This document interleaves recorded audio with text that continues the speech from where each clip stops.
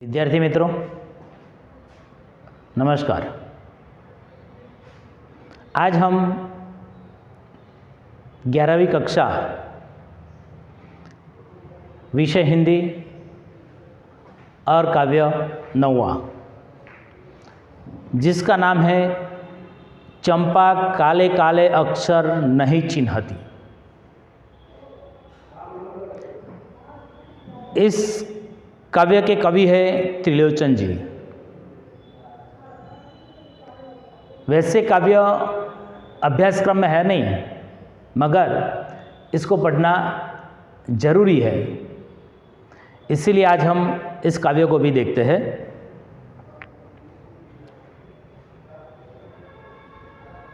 चंपा काले काले अक्षर नहीं चिन्हती, यानी अक्षर, यहाँ पर अक्षर यानी इसका मतलब अक्षर, क्या कहते हैं? अक्षर यानी कि वर्ण, वर्ड्स। और चिन्हती का मतलब है जानती नहीं है। एक चंपा नाम की लड़की है। ये लड़की अनपढ़ है, काले अक्षर को यानी कि काले अक्षर को नहीं जानती। इसका मतलब कि वो पढ़ी लिखी नहीं है। ऐसी लड़की की यहाँ पर कवि ने बात की है कि गांव की अनपढ़ लड़कियों और सामान्य जन को नायकत्व का प्रदान किया गया है। इस कविता में चंपा की मनोभावना एवं इसकी जीवन पद्धति के प्रमाणित किया गया है। चंपा छोटी और नटखट लड़की है। कवि उसे पढ़ने के लिए प्रेरित करते हैं। उसके शिक्षा की अहमियत को उसको समझाते हैं। चंपा के माध्यम से कवि ने गांव की तमाम स्त्रियों की जो मनोव्यथा है, इस मनोव्यथा का यहाँ पर वर्णन किया गया है।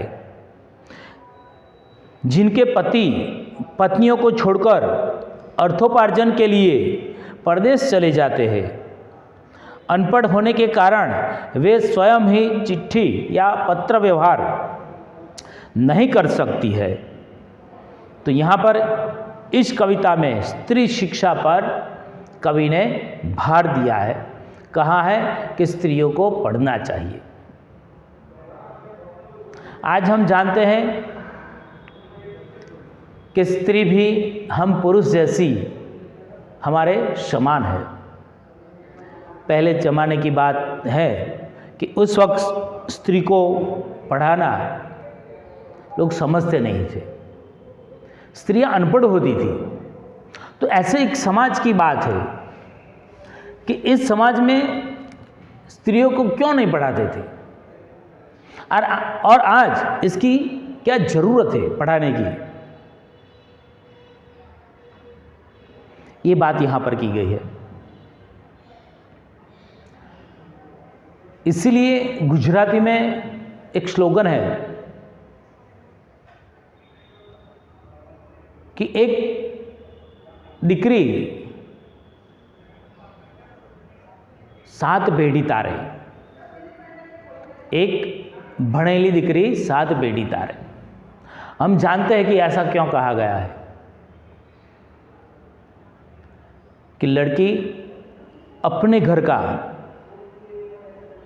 पहले जब छोटी होती है तब वो अपने घर का ख्याल रखती है। उसके बाद उसका विवाह हो जाता है। इसके बाद वो ससुराल चली जाती है। तो ससुराल जाकर वही घर उनको अपना बनाकर उनका भी वो उद्धार करती है। इसी प्रकार लड़की को पढ़ना बहुत आवश्यक होता है। तो यहाँ पर स्त्रियों के पढ़ने के बारे में कवि ने बहुत जोर दिया है कि लड़कियों को पढ़ाना चाहिए, क्योंकि उनकी मन की जो स्थिति होती है, कभी क्या होता है कि कहा है कि उनका जो पति होता है वो अर्थोपार्जन के लिए यानी कि पैसे कमाने के लिए देश परदेश में जाता है, और उस वक्त उसका कोई संदेश आता है या उसको संदेशा भेजना है तो क्या करे वो कुछ नहीं कर सकती है, क्योंकि पढ़ी लिखी नहीं है। इसीलिए तो इसीलिए भी उसको पढ़ाना लिखाना चाहिए। आज तो हम जानते हैं कि सरकार ने भी इतनी सारी योजनाएं बनाई है लड़की को पढ़ाने के लिए। तो आज के इस ज़माने में कोई भी लड़की बिना पढ़ी लिखी नहीं होनी चाहिए, सबको पढ़ना चाहिए, कोई अनपढ़ नहीं होना चाहिए, यानी अक्षर ज्ञान तो होना ही चाहिए। तो यहाँ पर ऐसी एक चंपा नाम की लड़की है। ये लड़की काले काले अक्षर नहीं चिन्हती, यानी गुजराती में कहावत है, काला अक्षर भैंस बराबर,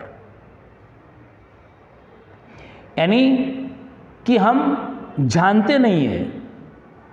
एक किताब है, एक किताब के अंदर ये पूरा इतिहास लिखा हुआ है, छपा हुआ है, लेकिन वो सब काली स्याही से छपा हुआ है। तो हम इसको जानते नहीं हैं क्या लिखा है, तो वो हमारे लिए क्या बन जाएगा, हम इसको नहीं जानते, इसीलिए वो हमारे लिए भैंस के बराबर है। और वो हमें काले काले अक्षर ऐसे ही दिखाई देते हैं, इसका मतलब हम नहीं समझते हैं, हम इसको पढ़ नहीं पाते हैं, इसीलिए हम उसको समझ नहीं पाते हैं। कहते हैं कि चंपा काले काले अक्षर नहीं चिन्हती, मैं जब पढ़ने लगता हूँ वह आ जाती है। कवि कहते हैं कि ये लड़की अनपढ़ है, लेकिन मैं जब पढ़ने लगता हूँ तो वो लड़की तुरंत मेरे पास आ जाती है, खड़ी खड़ी चुपचाप सुना करती है। उसे बड़ा अचरज होता है, मैं जब पढ़ता हूँ ना तो चुपचाप खड़ी रहकर वो सुनती है, इन काले चिन्हों से कैसे ये सब स्वर निकला करते हैं। ये कवि क्या कर रहे हैं, ये क्या पढ़ रहे हैं, ये क्या बोल रहे हैं, क्या किताब में देखकर क्या कर रहे हैं, ऐसा अचरज उसको होता है। चंपा सुंदर की लड़की है, सुंदर एक ग्वाला है। चंपा किसकी लड़की है, सुंदर की लड़की है, और सुंदर एक ग्वाला था, गाय भैंसे रखता है वो। चंपा चौपाइयों को लेकर चरवाही करने के लिए जाती है। चंपा अच्छी है, चंचल भी है, नटखट भी है। वो ग्वाला है, भैंस गाय सब रखता है, और चंपा चौराहे पर जाती है उसको लेकर। इसीलिए कहते हैं कि चंपा चौपाइयों को लेकर चरवाहे के लिए जाती है, लेकिन बहुत अच्छी लड़की है, चंचल लड़की है, नटखट लड़की है। वो साधारण नहीं है, ऐसे सामान्य नहीं है। कभी कभी उद्यम भी करती है, कभी कभी उद्यम यानी परिश्रम भी खूब करती है। कभी कभी वह कलम छिपा देती है। मैं जब कुछ पढ़ने लिखने के लिए बैठता हूँ ना तो मेरी कलम भी छिपा देती है। जैसे तैसे उसे ढूंढकर जब लाता हूँ तो पाता हूँ कि अब कागज गायब है, परेशान फिर हो जाता हूँ। कभी मेरे कागज ले लेती है तो कभी मेरी कलम ले लेती है। इसी प्रकार वो मुझे हैरान परेशान भी करती है। चंपा कहती है, तुम कागज ही गोद करते हो दिन भर, क्या यह काम बहुत अच्छा है। चंपा कवि को कहती है कि क्या आप करते हो कागज पेन लेकर हर रोज, क्या लिखते हो, क्या करते हो, ऐसा कहती है। क्या यह काम बहुत अच्छा है। यह सुनकर मैं हंस देता हूँ, फिर चंपा हो जाती है। उस दिन चंपा आई, मैंने कहा कि चंपा तुम भी पढ़ लो, हारे गाढ़े काम सरेगा। चंपा तुझे भी पढ़ना चाहिए, क्योंकि तेरा काम चलेगा, तू पढ़े लिखेगी तो तुझे काम आएगा। इसीलिए कहते कि हारे गाढ़े काम सरेगा।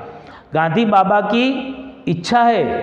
अभी कवि चंपा को समझाते हैं पढ़ने लिखने के बारे में। कहते हैं कि गांधी बाबा की इच्छा है कि सब जन पढ़ना लिखना सीखे। और मैं नहीं कहता हूँ, मगर हमारे गांधी जी थे, महात्मा गांधी जी, राष्ट्रपिता, उन्होंने कहा है कि सारे जन, यानी एक भी व्यक्ति ऐसा नहीं होना चाहिए अनपढ़, सबको पढ़ना चाहिए, कि सब जन पढ़ना लिखना सीखे।